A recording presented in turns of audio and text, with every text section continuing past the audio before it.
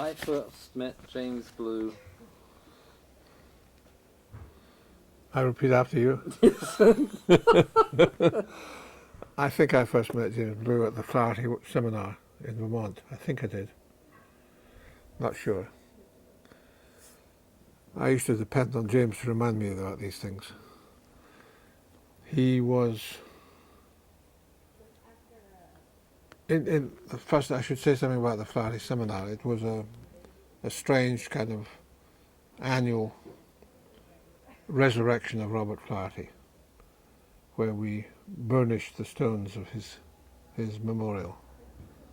And Frances, his widow, who was still around then, and at least one of his daughters, and a lot of his acolytes would be there to make sure that the word was received and revered. And we thought the world of what Flaherty was reputed for. And although we took with a grain of salt some of the things that Francis Flaherty talked about, there was a tremendously stimulating atmosphere. There were some film library people there, but mostly it was filmmakers or people who really were passionately committed to the cinema one way or another, and to what we might call realist cinema, which is where I suppose Satyajit Ray fitted in with some of his earlier films. And we were subjected to previews of stuff that sometimes took several years to get beyond them to a proper release. Marvellously stimulating atmosphere. And it was in this atmosphere that I met James Blue, who was easily for me one of the stars of the environment. He was scintillatingly brilliant. And we saw his own work. Olive Trees of Justice, I think, was the one that we first saw. And he just seemed to have such a lovely mind that it made him extremely attractive. I, at the time, was recruiting for UCLA Film School, and somewhere after meeting him like that, I managed to persuade him to come out to UCLA and teach. He was an extraordinarily productive teacher from the beginning. And we became close friends. I think he lived with me for a while. Everybody fell in love with him who met him. And it wasn't surprising to me that he was popular with students, because he was very generous and passionate. He was the opposite of somebody who taught by the book. He taught by example and by the conviction of his own passion. So persuading him to come from wherever it was he was then, I can't remember, was a great achievement. I would consider it one of my achievements at UCLA to persuade him to teach there. Well, that was only the beginning of a long relationship I had with him. He was from Oregon, and I didn't know very much about that part of his background. Or he went to the University of Oregon, rather. I think he was from Oklahoma. And I know that he thought, I can't remember who the other character is, not Superman, but another character who used to say Shazam. Who was that did that? He believed thoroughly that if he went behind his parents' barn at midnight on a particular night in the full moon, midnight exactly, and said Shazam, he would turn into this character, one of these Superman type characters. And he fell asleep. I got down there about 12 and said Shazam, and nothing happened. He remained, as long as I knew, I'm convinced that if he'd got there on time, it would have happened. Well, it happened indirectly throughout so many things he did in his life. He became Superman in many other ways. And there was a infectious liveliness about him which appealed to me and to others who worked with me, including your good self. I don't remember exactly how he got to Rice University, but there must be people there who remember that, and perhaps Gerald O'Grady would be the best witness to that, for that story. I think Jerry had something to do with it, and certainly Jean de Menil had a lot to do with it. And it was at the time when the de Menils were moving their media center program from University of St. Thomas to Rice, when Gerald O'Grady, I think, fell by the wayside, and they persuaded James to come and take his place as head of this program. He was, I think, then teaching at the American Film Institute in Beverly Hills, having met George Stevens when he was at the USIS, or USIA, making films for him. And George inveigled him into teaching at the AFI, which was not something he enjoyed very much. And I don't think George ever understood why James left that for Rice University in Texas, where he would be destined to be teaching people how to use Super 8, which was beneath the dignity of any grown-up human being to be concerned with. But he turned that into a mission. And just to pick up on that, what was it about the AFI you think that Blue found, unsatisfying? Well, it was to a certain extent a fake school. Oh. I mean, not to beat about the bush, it was not considered by many of us to be a very serious establishment. And also, in many ways, it was unnecessary because Los Angeles already had the film schools at USC and UCLA, which were doing a good job. And if there was any government money around, or any industry money around, to support film education at that level, I think the case could be made for saying it should have gone there rather than into a new school. So Blue just wouldn't have been happy just playing at something just so he could live in LA. That's right. It wasn't something that he got much pleasure from. Yeah. Somewhere in that period he did the pre-credit sequence for Hawaii, which is a great far distance from what he was about to do at Rice University. And somebody with a better memory than I would have to figure out why it was he left mainstream cinema completely to go into documentary. I mean, because there was definitely a possibility, wasn't there? Well, he was really an upcoming, he was a young star, and having been trained at the French Film School and having made his debut feature in Algeria, The Olive Trees of Justice, there was absolutely no reason why he shouldn't have gone hurtling into orbit. But at that time, he was a bit before his time. At that time, film schools were still not taken seriously in America. And a foreign film school, a French film school particularly, what on earth the hell was that? So I see. I don't think he got many points for being a graduate of EDEC, as it then was. I mean, he told me on one occasion, because I asked him that very good, why on earth did you give up a Hollywood career to come here to teach with Super 8?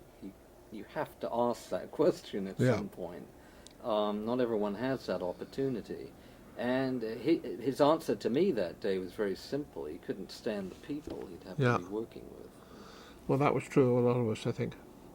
Although it was a pity in many ways that he chose that path, because if he had been able to hang out a little bit longer, the studio system was changing so rapidly that he might have found it more congenial to him.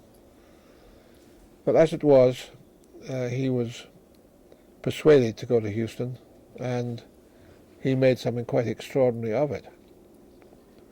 Can we just stop for a minute? Yeah. I just want to check something. That happened at Rice. It wasn't too long. I don't remember the passage of time, but it wasn't too long before he talked me into joining him there, which was pretty difficult for me to do since I was chairman of a department at UCLA. But I used to spend every other weekend at Rice, nominally in charge of a course, although it was that period when universities were borrowing their faculty, and Gerald O'Grady himself, I think, belonged to 2 or 3 different university faculties at the same time, although he wasn't at that point at Rice. I used to go through on a Friday and teach over the weekend and go back to Los Angeles on the Sunday and come back 2 weeks later. It was one of Blue's tricks after a while to invite me to give a talk on something for which I had absolutely, as far as was aware, had no prior knowledge or experience, was unfit to answer. I can cut to the chase and say that the last time he did that to me, he was going to be showing My Darling Clementine, which is a film I don't remember having seen before. And I said, James, what am I supposed to be talking about tonight? He said, oh yeah, we'll work it out. It got to the point where in the auditorium at the media centre, I was following him down the steps to the front of the hall, and he was saying, we've asked Colin Young to come back from Britain tonight to talk about populism in the films of John Ford. And then he turned around and said to me, you're on, Colin. And that was when I heard what my topic was. That was a John Ford picture, wasn't it? It was. See how well prepared I was for the occasion. And what he did was he sat at the back of the class then, timing to see how long it was before I could get the subject onto something I knew something about, without the audience realizing that I'd changed the subject completely.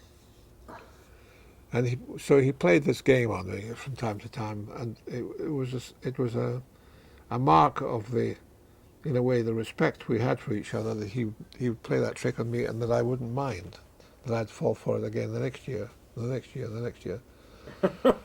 It was not. It was an unusual relationship. But he's uncompromising. I mean, he's always wanting to push that. Take that next step.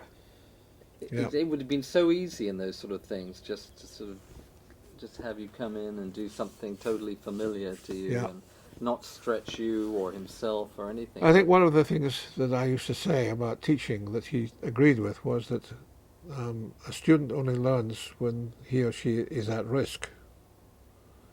If they're operating within known rules and regulations, they learn very little. Certainly not very much that's new. We were both to a certain extent influenced by Marshall McLuhan's remark about if you have researched your subject perfectly, you've got a very clear idea of what it is you want to say, and you know exactly who you're going to be talking to, and you've taken that into consideration when you prepare what it is you have to say, you will tell them nothing new. I think we both saw that extreme statement as having more than a grain of truth in it. So he put me at risk the whole time, thinking, well, if he thinks that, then probably we'll see what happens if we do that. And at the same time, he was making films himself still, and I enjoyed enormously the tussle with the material that he provoked. And I'm not just thinking about the Fourth Ward, but other stuff he did with David McDougall in Kenya, and other stuff that we looked at that other people were doing at the same time, struggling with the material in the cutting room, finding the story that was in the material and getting that into some kind of coherent form so an audience would not only understand it but enjoy it and appreciate it. Working with Blue was a dynamic pleasure, something that was felt by the other people that he gathered around him, like David McDougall, like David Hancock, Roger Sandell from Australia, and yourself. I think you all shared that enjoyment of that engagement which he had with the material and with the subject matter, and with cinema, and with the audience. He was a perfect democratic filmmaker. He wanted to share his own passion and insight with as many people as possible. And to that extent, he was still mainstream, even though he was working in this podunk kind of technology that we were clobbering together, mad people at Rice University. What did you make of that whole decision to go into Super 8? This sort of... Well, it was an attempt to show bright undergraduates that they'd nothing to fear from the technology, that they could learn the technology in a few days, a few hours, and that what was more important was what they would do with it, and that they could what they had learned could then be applied to whatever it was they were studying at the time, or might study in the future. Not to make a big deal of the technology, but to downgrade its importance. So that would work best if we could get sync sound equipment that was more or less stable. And at the time it was very hard to get that. But there were people that were around the media centre who were willing slaves in the pursuit of that technology. I mean, to the extent of having somebody rig up a little light that would shine through the Super 8 perforations to create an electrical rhythm that would keep the tape recorder in sync with it. Madness. Complete madness when you consider the irregularity of the perforations. Lane Whitehead. Lane Whitehead, the man who made out of 90% wisdom and 10% dandruff, as I remember.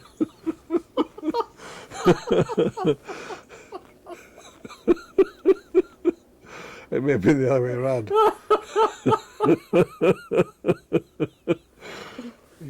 Lane was absolutely extraordinary.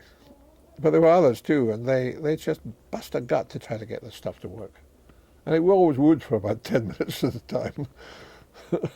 I mean, Certainly long enough to persuade the students that it was worth giving it a try. yeah. I mean, it's amazing to be now reflecting on that time, that people bothered with it. But Yep. of course, none of what we have available, like what's in front of my face at the moment, sort of a digital camera with all the kind of ease of editing that comes with it. Inconceivable. None of that was available. No. So, There was nothing off the shelf that you could buy. And so I think the students at Rice enjoyed being pioneers in that sense too. They were willing to put up with stuff folding on them all the time because they knew that there was nobody around who could have done it any better. And it did liberate them from the tyranny of the technology that was so expensive and so perfect that you had to spend an enormous amount of time learning how to use it, and you dropped it at your peril. But the idea that you could go into a shop and buy a Super 8 camera for next to nothing and a little tape recorder and get these two things to run in sync so that you could get a decent image back to an audience, that was dynamite stuff. And there is something, we talked about it many times in California when we were there, about the need to take cinema back to the beginning, as if there had been sync sound there when Lumiere was shooting outside the factory and watching the train come in. If sync sound had been there then, and there had been light equipment, cinema would have had a totally different history. And we were curious about ordinary life and so-called ordinary people in that ordinary life. And we knew that if you just watched them and commented on them from the godlike position of the narrator, that an audience would never know who these people were. We knew that. And it meant that we had to get sync sound, and it had to be inexpensive, and it had to be easily mastered. And it was not just to make a teaching job easy, it was in pursuit of something. It was in pursuit of a subject which was the ordinary daily life, the details, the minutiae of ordinary daily life, the things that give value to people and that reveal what their values are. And Blue was a master at teasing that out of situations. And he had that effect on his students. There were some films made in these early days at Rice that were extraordinary films, films of great insight by people who never thought of themselves as filmmakers. I remember one of a girl made by a young woman who was a medical student, pre-med student. And she was studying a kid who may have been schizophrenic, may have been. I mean, that word means so many different things to many different people. I'm not sure if that would be technically the right word for it, but he was a kid who was troubled and prone to violence. And one day she was waiting for him outside a clinic at Rice University, or outside some hospital, I think it was close to Rice, where waiting for him to come out and then waiting for his mother to come out too. And he sat in the grass in front of her with a piece of glass in his hand, a bit of old Coke bottle or something like that, which had a very sharp point to it. and he kept on rubbing this sharp point up and down his fingers and looking at her all the time. It was, when you see the shot, it's unnerving, just that relentless looking at her and running this sharp thing up and down his fingers.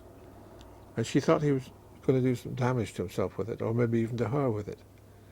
Instead, what happened was he angled this piece of glass so that it caught the reflection of the sun, and he shot it right at the lens of the camera, wiping out his image. I mean, it's just an extraordinary moment, which was only there because there was some relationship between the two of them. And following that, she persuaded the parents of this boy to let her film it at home. And they willingly admitted this because the boy, who was a beautiful, handsome kid of 10 or 11 or 12, something like that,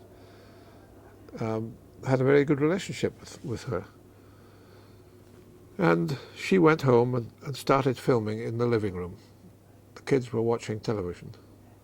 And he was interested in a film about, of all things, the wedding of Princess Diana, which was made to appear the absolute romantic story of the decade. And it was sponsored by Kodak, as I recall.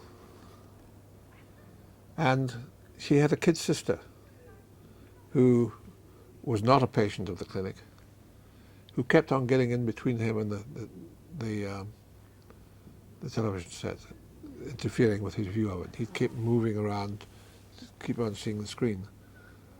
And Karen, who was filming that, she became, the kid sister became aware that Karen was filming it. So she turned away from what she was doing and started doing it up and down in front of the camera.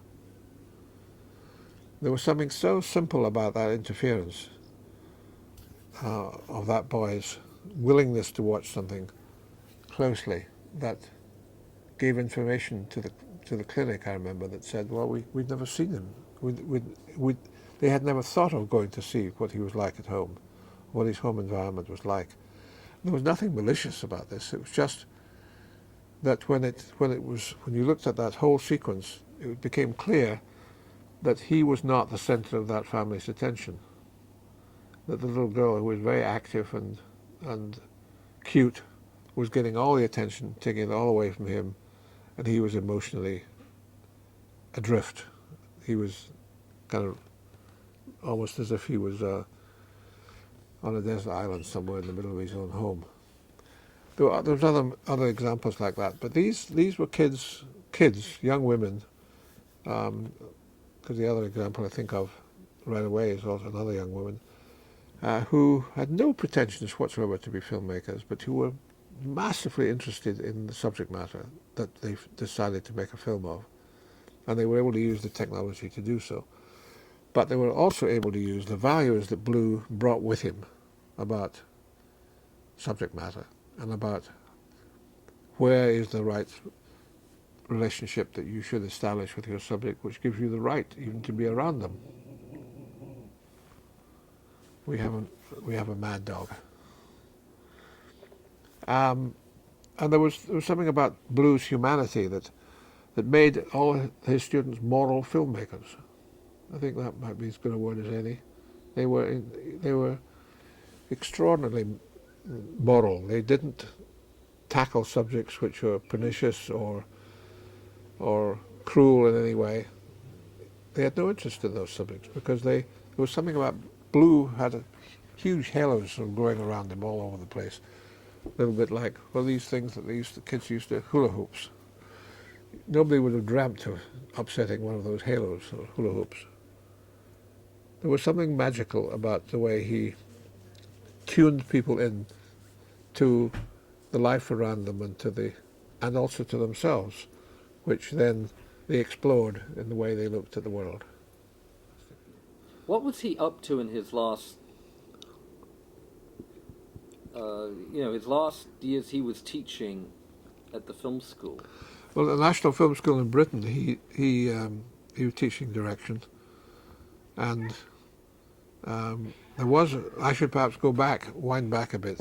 There was a marvelous thing he used to do at UCLA, which was to get students to pretend something and film it and put it into a real situation and see if they could bring people along believing it, like pretending to be drowned on the Santa Monica beach, or any number of things. One of his exercises that he got them doing was to film people going down a tunnel at LA airport towards the departure lounges, and just film people's reactions to being filmed. And he always had two students out, each with a film, each with a microphone. And so the classic moment was when somebody objected to being filmed and turned around to expostulate with the cameraman, and then realized there was another camera filming that. He turned back and the first camera filmed that, until he was completely caught in the middle, and he became almost paralyzed, wondering what on earth was happening to him. Who knows what he had to hide, but he was furious at this intervention. And Blue did this as part of an exercise in how to direct, because he wanted the students to observe people under stress closely, so they would know how to direct to get that out of an actor. And a wonderful comic moment was when we were sitting outside the student union at UCLA talking about the people at the next tables. And one question was, what do you think she would do if you dropped your matches in her coffee? And before you knew it, Blue had them go up to that table and ask for a light. And they got it from this girl, and they fumbled around and dropped it in her coffee. But he would ask them to predict what the reaction would be, and then he'd provoke the action to see how closely they were observing them and would know from the behavior how to predict what the next behavior would be. This was at the time being used as training of directors with actors, but it became an extremely useful exercise for shooting observational film, because you by that means you were learning what to do next. While you were watching one thing, you could already guess intelligently what was likely to happen after that, and you would make the move accordingly. Well, at the National Film School, he came up with an exercise which I don't think, the like of which has not been tried by anybody else. It was he took a film called, oh dear, it was a Carl Rice film with Nick Nolte and Tuesday Weld, where Nick Nolte has escaped from somewhere or other, and he has to pick up a lot of drugs. Dog Day Afternoon, I think it's called. Is it? No, not that. No, but I know the film. Film. And I can't remember the title, but I know the one you mean. I think Dog's in the title somewhere, but it's not Dog Day Afternoon. Dogs of War? Or no, I can't remember. Maybe it'll come to me. Dog Soldiers. May have been. Maybe. Well, he took this film, which with the consent of Carl Rice, and he took one scene from it, dropped it out of the film in the cut, gave the students the script with that scene in it. It was a two-hander, 2 or 3 page scene maximum, and then their job was to cast the Nick Nolte and Tuesday Weld parts with whoever they could get, and shoot that missing scene. And they did it on tape. We had it on a set. We made, as far as we could, a replica of the set that he had used, and they had one day to shoot it on video, and they cut it that night, and then they change around, and somebody else's turn to do it the next day. And so in five days they had 5 different versions of that scene. And then the deal was that they would be shown in our projection room on the Saturday morning in front of Carl Rice, who would comment on each one, and then he would show them his version. It was extraordinary, because nobody got the point of the scene. Not one of them got the main point of the scene. There was a turning point in the middle of the scene which all of them missed. even though they saw the whole film without that scene and they read that script, that scene in script form, they didn't get the point. I don't think any of them would ever read a script so badly again after that experience. And it was also interesting that each of them brought something very special and quite personal to the to the scene, which was often very interesting, and in some cases more interesting than the rather clinical classical approach that Carol had brought. But in no case would the scene have worked in the film because it missed the point. But it was wonderful. That Saturday was an amazing experience to witness and be part of. And Carl himself said he was terribly nervous throughout the whole morning, looking at everybody else's sequence, because he was sure that somebody was going to do it better than he had. Right. And then when he put his version up, it had been some time since he'd seen it himself, he was scared stiff that it wasn't going to be any good. So they were aware of all that, the students were, and so that in the kinds of the humility of that posture from Carl Rice, and with the help of James's extraordinary, generous diplomacy, they just learned an enormous amount out of that exercise. Now that was a filmmaking teaching exercise. There was an exercise devised and conducted by a filmmaker. It's not something you pull off a shelf and see what Sid Field or somebody else says about the construction of a scene. It was just dynamite for them to make that discovery for themselves, not to be told about it. He found out that he was dying when he was with you guys in England. Is that right? Yes, yes. Do you recall anything that you would want to share just about that last period? Well, he was in hospital in London, and it was agonizing for two reasons. One was to see this beautiful man leave us, because that was perfectly clear that's what was going to happen. But also because hadn't we already lost Hancock from the team at Rice University? And to have two people hit by the big sea from one small family was just unbearable. And because it was so unbearable, we were just denying it. We were in a complete state of denial. He went back to Buffalo, I think, from us, and went into hospital there. I think that's probably where he died, was it? And we heard that he had died, and it reminded me a bit of my mother when my father died. She never cried, and we couldn't understand why she didn't cry, because it seemed that her heart was broken. And I helped her across from her bed to the window in my brother's house when the day of his funeral. And as she came across to the window, holding onto my arm, she said, "I wonder if this is when I'm going to cry." Well, I didn't cry until James's brother called me to discuss something or other about after his death. And that's when I wept buckets. I'm going to hold up Yeah.